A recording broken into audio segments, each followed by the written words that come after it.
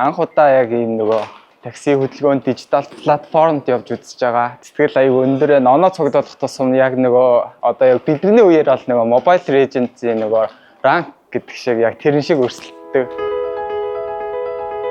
Aba Mongolia буюу аппликейшн нэгснээс хойш 7 сарын 1-ээс 31-нд дуустал өдрөө алдахгүй явсан. Нийт оролцсон бүх гишүүд, жолоочтой, бүх бригадын хүмүүстэй амжилт хүсье. Aba Mongolia 10 зуралдаанд оролцоод Чингис бригадын хамт олонтой нийлэн 5 дугаар байранд орсонтой баяртай байна.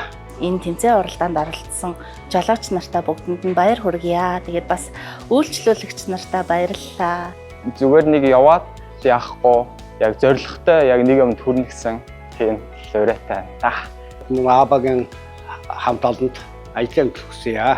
Aba Mongolia хамтаагаараа. Aba Mongolia үргэлж хамтдаа.